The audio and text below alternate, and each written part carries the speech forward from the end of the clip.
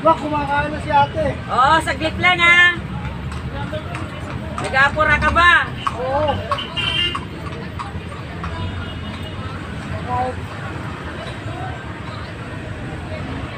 Umuwi ako ng ano eh. Lang? Mindanao. Ha? Umuwi ka ng Mindanao.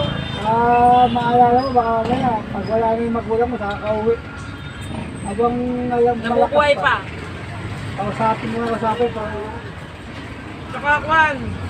Kaya na boss. Ipakita mo din yung sabihin ng bahal kita, nanay, tatay. Ganun yun eh. Saka wala, saka ka babalik. Wala na. Habang nabubuhay pa, pag may kasalanan ka, humingi ka na ng tawad. Ganun yun. Kasi pag namatay na, hingi ka ng tawad, hingi ka ng pasensya, hindi ka na Hindi naririnig. ka sasagot.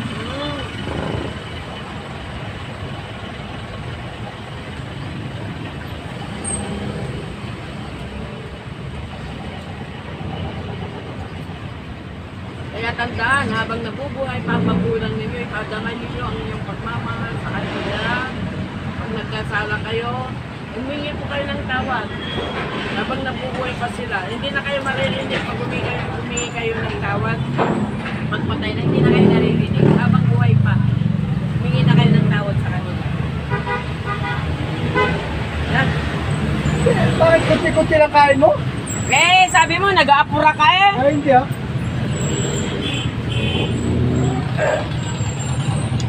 Mas maganda na yung ano. Sige, pipi kita. Maganda na, nalagay na naman ng tiyan nyo. Ha? Mamaya na yung, ibig sabihin ko, kunti-kunti mo na, mamaya, sundan mo na naman. Oo. Gano'n ako kumain eh, kunti-kunti.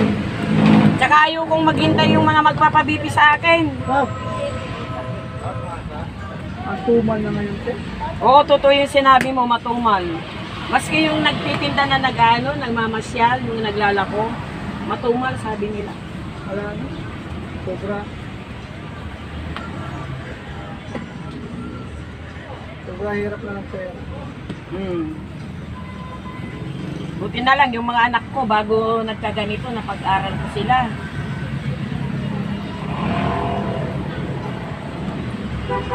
Ang ganda pa ng buhay nung araw. Yung magaan na buhay nung araw, hindi na natin maibabalik, no? Wala na.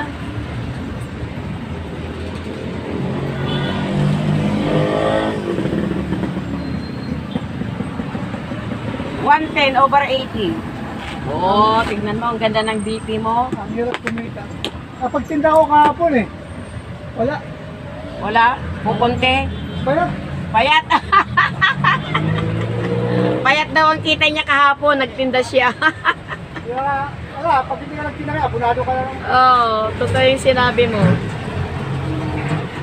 Ayan, balik na naman tayo sa pwesto ko dito sa ating upuan. Ayan, totoo po yun. Sa panahon na ito, hindi na ako kasing gaan ang buhay nung araw. Kasi nung araw, mga mura ng mura ang bilihin. Ngayon wala na, sobrang mahal ang bilihin.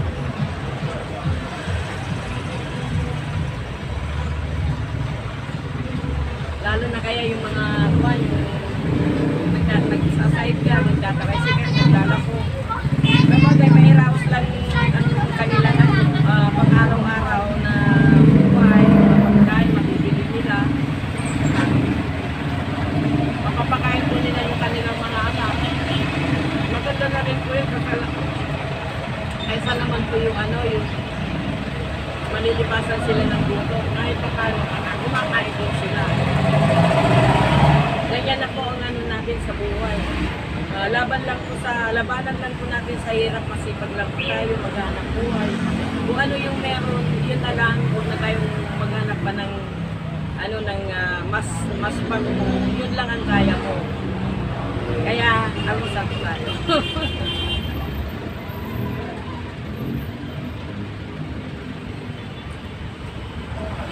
Yung mga buhay din ng mga OFW, nagsasakripisyo din sila para sa kanilang mga pamilya, para gumanda rin ang kanilang kinabukasan ng kanilang mga anak makapag-aral, makapag-tubos. Yan lang po yung mga OFW.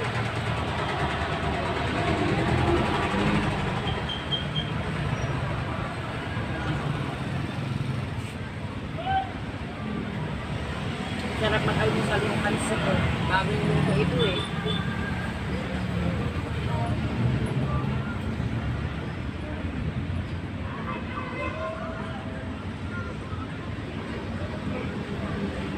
Kaya ako din po nagtataga po ako sa hanap buhay ko ito para makabili din po ako ng aking mga kailangan, lalo na po yung maintenance ko araw-araw. Kaya po nagpunta kayo ng second hand. Linggo ngayon, umaga po